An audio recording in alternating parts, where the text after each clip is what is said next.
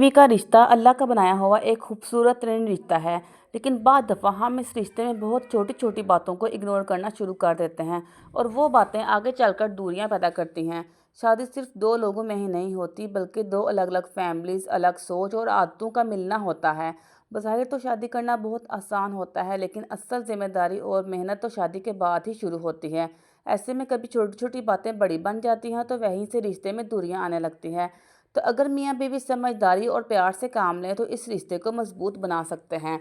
तो इस 8 साल के अरसे में मैंने जो बातें सीखी हैं वो मैं आप सबको ही बताऊंगी, ताकि ये बातें आगे चलकर आपको भी फ़ायदा दे सकें और आप अपनी शादीशुदा ज़िंदगी को प्यार, मोहब्बत और सुकून के साथ गुजार सकें और अपनी ज़िंदगी को खुशगवार बना सकें। तो अस्सलाम वालेकुम माय यूट्यूब फैमिली, कैसे हैं आप सब? उम्मीद करती हूँ आप सब खैरियत से होंगे।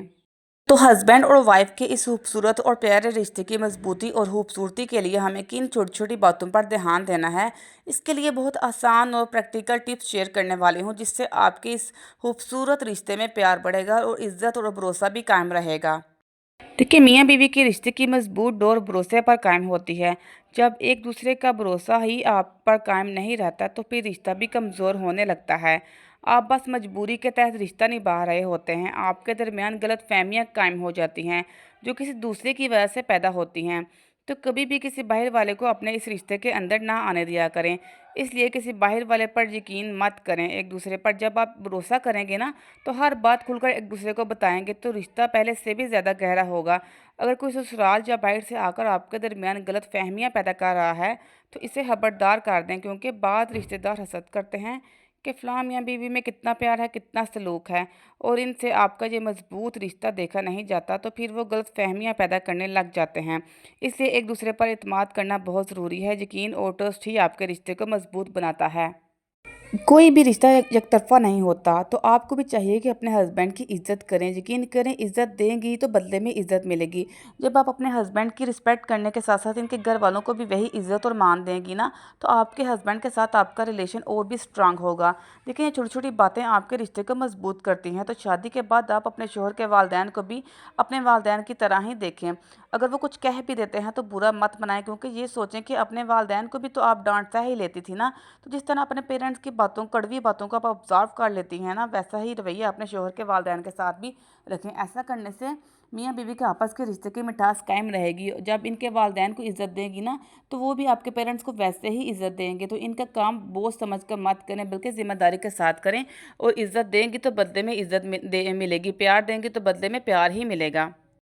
अगर कभी मियाँ बीवी के रिश्ते में झगड़ा या बहस हो जाए, तो इसमें घबराने की बात नहीं है। ये दुनिया के हर कपल में होता है, हर रिश्ते में होता है। हर रिश्ते में डिफरेंट किस्म के कन्फ्लिक्ट आते रहते हैं। ये सिर्फ मियाँ बीवी के रिश्ते में ही नहीं होता। तो सबसे पहले आप ये बात ज़हन में रखें कि आप ये ना सोचें कि शायद ये मेरे साथ ही हो रहा है, शायद मेरा ही हस्बैंड के साथ झगड़ा ज़्यादा होता है, मेरे हस्बैंड ही ऐसे हैं। ऐसा बिल्कुल नहीं है। असल मसला तब शुरू होता है जब कोई झगड़ा बहुत लंबा चलता रहता है, जब कोई बहस बहुत लंबी चलती रहती है, कई दिनों तक बात ही नहीं होती।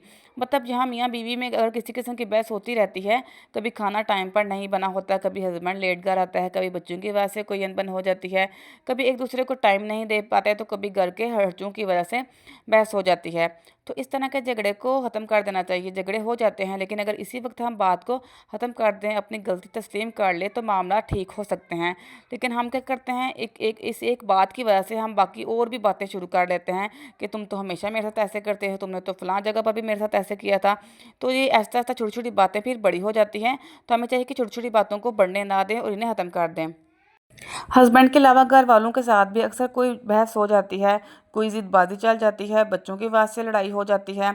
तो इसमें हम सारा ब्लेम अपने हस्बैंड पर डाल देते हैं कि आप तो मेरे साथ ही नहीं देते, आप मेरे लिए कोई स्टैंड नहीं लेते। तो अपने ससुराल की लड़ाई का बोझ भी हम क्या करते हैं कि उसका उसका भी हस्बैंड पर ही डाल देते हैं, जिसकी वजह से हमारा आपस का रिश्ता ख़राब हो जाता है। समझदार कपल वो होते हैं जो झगड़े के बाद दिल को हल्का कर लेते हैं, बात को वहीं ख़त्म कर लेते हैं और रात को इस झगड़े को लेकर ना सोएं, क्योंकि फिर वो झगड़ा और ज़्यादा गहरा हो जाता है।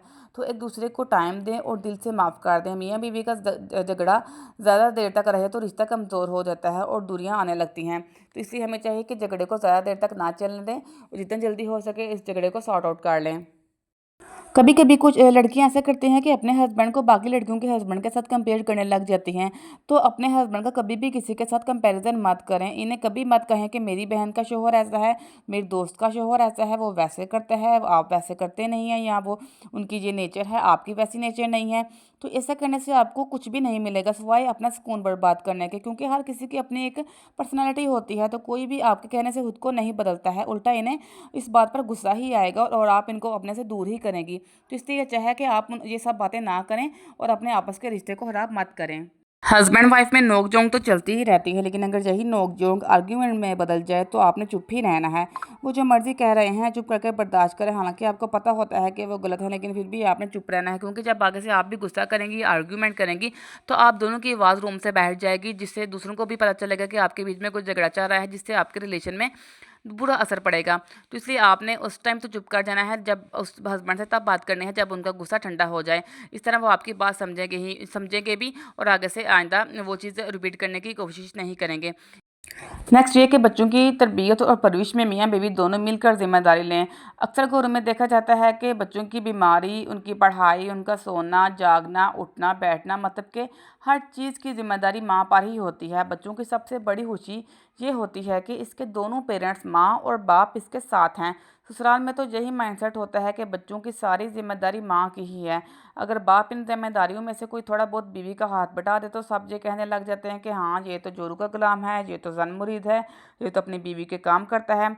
वो ये नहीं सोचते कि जब एक औरत अपने घर के काम कर सकती है, वो अपने घर के भी काम करती है, और अपने अगर कोई जॉब कर रही है और घर के भी सारे काम करती है और घर से बाहर के भी सारे काम देख रही होती है। तो जब एक औरत घर के अंदर के और घर के बाहर के सारे काम कर सकती है, तो मर्द घर के कामों में अपनी बीवी का हाथ क्यों नहीं बटा सकता? मर्द को इस चीज़ का क्यों नहीं हथियार देते लोग? लेकिन ऐसा बिल्कुल भी नहीं है। मर्द तो क्यों नहीं घर के काम कर सकते? औरत को तो कोई दिन छुट्टी का भी नहीं मिलता है। मर्द को तो फिर भी घर के कामों में से वीकेंड में से कोई छुट्टी मिल ही जाती है। तो इस तरह एक दूसरे की मदद करके बच्चों की परवरिश में मियाँ बीवी दोनों अपने रिश्ते को मजबूत बना सकते हैं। मिलकर अपने बच्चों के साथ खेलें। जब मियाँ और बीवी दोनों मिलकर अपने बच्चों की खुशियों में शरीक होते हैं, इनके साथ खेलते हैं, तो बच्चे इमोशनली स्ट्रांग होते हैं, अपने आप को सिक्योर फील करते हैं। इनको पता होता है कि इनके माँ और बाप दोनों इनके साथ होते हैं। तो इसलिए अगर माँ और बाप में दोनों में से किसी किस्म का कुछ झगड़ा चल रहा होता है ना, तो इसका बच्चे के माइंड पर बहुत बुरा असर पड़ता है, और वो अंदर ही अंदर सोचता रहता है कि मेरे माँ बाप एक दूसरे के साथ खुश नहीं हैं, वो मिलकर नहीं रहते। तो इस तरह इसलिए बच्चों इमोशनली बहुत वीक हो जाते हैं। तो इसलिए माँ और बाप दोनों को चाहिए कि अपने बच्चों के साथ मिलकर खेलें, इन्हें टाइम दें, ताकि आपका बच्चा इमोशनली और मेंटली स्ट्रांग हो। तो अपने और अपने हस्बैंड के झगड़े के बारे में किसी से भी मत कहें, क्योंकि कोई जब तीसरा इन्वॉल्व होता है ना कि आपके बीच में, तो आपके दरमियान में दूरियां और बढ़ने लगती हैं, तो कुछ भी ठीक नहीं होता है। क्योंकि आपके हस्बैंड को भी ये चीज़ पसंद नहीं आती है कि आपने उनके बारे में कोई बात अपने किसी दूसरे रिलेटिव या किसी सहेली से डिस्कस की है। तो अक्सर लड़के इस चीज़ के बहुत खिलाफ होते हैं। तो मैं उम्मीद करती हूँ कि जो बातें मैंने आपको बताई हैं आप इन पर अमल करेंगी और इस रिश्ते को मजबूत बनाएंगी। तो अगर आपको मेरी वीडियो अच्छी लगे तो इसको प्लीज़ शेयर करिएगा, लाइक करिएगा, और अगर आप मेरे चैनल पर नए आए तो आप मेरे चैनल को सब्सक्राइब कर दें। अल्लाह हाफिज़।